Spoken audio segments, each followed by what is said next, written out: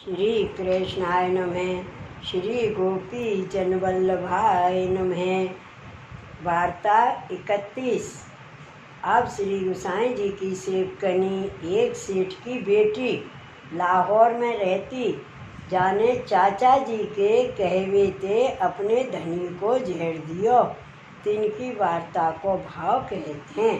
भाव प्रकाश। ये राजस भक्त है, लीला में इनको नाम राइन है। ये मनसुखा गोप की बेटी है, ताते इनके भाव रूप है। सो वह सेठ की बेटी लाहौर में काहू बहिर्मुख के घर ब्याही हती। सो पहले तहाँ ना तो वैष्णव जाए, न कोई बल्लभ कुल जाई, न भगवत धर्म। सो वह सेठ की बेटी ने कच्चे चना खाए के बरस एक निर्वाह कियो। यह बात श्री गोसाई जी जानी। तब श्री गोसाई जी वाव पर कृपा करके वहाँ चाचा हरवंश जी को पठाए। सो चाचा हरवंश जी वह गांव में जाए पहुँचे। तहाँ एक बगीचा में डेरा कियो, परंतु वह सेठ की बेटी सो और चाचा हरवंश जी सो एक महीना लो मिलाप ना भयो। तब चाचा हरवंश जी चुकटी मांगन लागे। तब वह सेठ की बेटी को घर आयो। तहाँ वह सेठ की बेटी चुकटी देन आई। तब वह सेठ की बेटी चाचा जी को तिलक कंठी देख जाने जो ये को वैष्णव है। तब तो वह सेठ की बेटी हरवंश जी से पूछियो जो तुम कौन के सेवक हो। तब हरवंश जी जाने जो ये ही वह लड़किनी है। तब हरवंश जी कहे जो हम श्री गोसाई जी के सेवक हैं। तब वह सेठ की बेटी हरवंश जी को पहचान श्री कृष्ण स्मरण कर रोवन लागी। सो बहुत ही रोई। पाछे हरवंश जी वह सेठ की बेटी से पूछियो जो तू क्यों रोवत है, तो को ऐसो कहा दुख है। तब वह सेठ की बेटी ने हरवंश जी से कहो जो हों श्री गोसाई जी की सेवकनी हूँ। मेरे माँ बाप हूँ श्री गोसाई जी के सेवक हैं, गुजरात में रहते हैं, पर उन्होंने मेरो ब्याह या यहाँ या बहिर्मुख के घर कियो है। सो सगरो घर धर्म को विरोधी है, आचार विचार कछु है नहीं। यह मलेच्छ देश है, वैष्णव बल्लभ कुल को यहाँ आवत नहीं। अब मैं कहा करूँ, मैंने एक बरस नो कच्चे चना चबाए के दिन निकासे हैं। इतनो कहे वे फिर रोवन लागी। तब हरवंश जी बा को समझाए के कहे जो तू रोवे मती, तेरे लिए तो मुझको श्री गोसाई जी ने यहाँ नो पठायो है, ताते अब तू हो कहो सो कर। पाछे वह सेठ की बेटी रोवते बंद रही।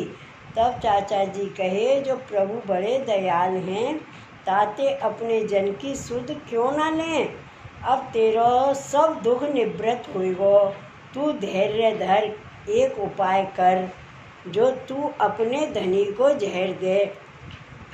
तब वह सेठ की बेटी ने चाचा जी को वचन मान के अपने धनी को जहर दियो। सो वह धनी मरियो। सो घर के सब रोवन लागे। तब वह सेठ की बेटी ने अपने ससुर पक्ष के सब मनुष्यों से कहो जो यह गांव के बाहर बगीची है, तहाँ एक महापुरुष हैं, ताके पास तुम जाए के विनती करो तो वह महापुरुष मेरे यह धनी को जिवावे। यह मैंने सपने में देखियो है। तब से वह सब गांव बाहर बगीची में चले गए। सो तहाँ जाए चाचा हरवंश जी सो सवन ने विनती करी जो तुम हमारे वह मनुष्य को जिवावो तो हमको तुम जीवदान देव। तब हरवंश जी ने उनसे कहो जो तुम सगरे घर के वैष्णव हुओ तो वह तुम्हारो मनुष्य जीव है। तब उन सवन ने हरवंश जी से कहो जो तुम कहोगे सो हम करेंगे, परंतु तुम बाको जिवावो तो हम सवन ऊपर आप बड़ी ही कृपा करो। तब हरवंश जी ने चरणामृत दियो। सो उनने ले जाए के बाके मुख में घूर के डारियो, तब वे जियो। भाव प्रकाश। या वार्ता में यह बड़ो संदेह है जो हरवंश जी सरी के भगवदीय सेठ की बेटी को या प्रकार जहर देन को क्यों कहे। वे तो सर्व समर्थ है, क्षण में चाहें तो सगरे घरवारन को वैष्णव कर सकते हैं। ताते ऐसो लोक विरुद्ध कार्य करवे को क्यों कहे। ता कहते हैं जो चाचा जी या सेठ की बेटी को प्रारब्ध पूर्व संबंध जाने, जो पूर्व जन्म में यह एक राजा की बेटी ही, सो वह राजा बड़ो अभिमानी हतो। वह अपने घर में बेटी को बड़ी होन ना दे। जो को बेटी होए ताको जहर दे के मरवाए डारे। काहे ते जो बेटी के ब्याह की मांग औरतें करनी पड़े, ताते नीचो देखनो पड़े, या सो ऐसे करे। सो या बेटी को हूँ राजा ने जहर दे के मरवाए डारी। सो वे राजा या जन्म में या को धनी भयो है। सो अब यह सेठ की बेटी या जन्म में या को जहर दे मारेगी। यह बात चाचा जी ने जानी। ताते यह प्रारब्ध को कर्म पूरो करन को चाचा जी ने या प्रकार या सेठ की बेटी सो कहो। ना तो फिर यह कार्य करनो पड़तो। ताते ऐसे कहो। पाछे चाचा जी प्रभु को स्मरण कर चरणामृत दियो। ताते बाको नयो जन्म भयो। या प्रकार दोन के प्रारब्ध कर्म मिटे। सो भगवदीय ऐसे दयालु होते हैं जो जन्म जन्म के प्रारब्ध क्षण में मिटाए देते हैं। पाछे उन सवंशों हरवंश जी कहे जो अब तुम सब स्नान कर अपरस में वस्त्र नए कोरे पहन आवो व मनुष्य सहित, तब हम तुमको वैष्णव करें। सो वे सब घर के व मनुष्य सहित स्नान कर नए वस्त्र कोरे पहन के आए। हरवंश जी पास विनती करे जो अब आप हम ऊपर कृपा अनुग्रह करके हम सबन को वैष्णव करो। तुम्हारी कृपा ते हमारो मनुष्य जियो है। तुम तो कोई बड़े महापुरुष हो। तब चाचा जी उन ऊपर कृपा कर उन सबन को नाम सुनाए वैष्णव किए। तब वे सब बहुत ही प्रसन्न भये।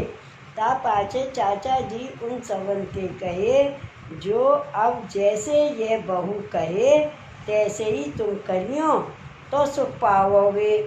या प्रकार सबको समझाए के चाचा जी तहाते चले। सो श्री गोकुल आए। पाछे यह सब प्रकार चाचा जी श्री गोसाई जी आगे कहे। सो सुन के श्री गोसाई जी बहुत प्रसन्न भये। सो वह सेठ की बेटी श्री गोसाई जी की ऐसी कृपा पात्र भगवदीय हती जो सगरे कुटुंबिन को सेवक कराए उनको उद्धार कियो। और श्री गोसाई जी बाकी आर्त सह ना सके।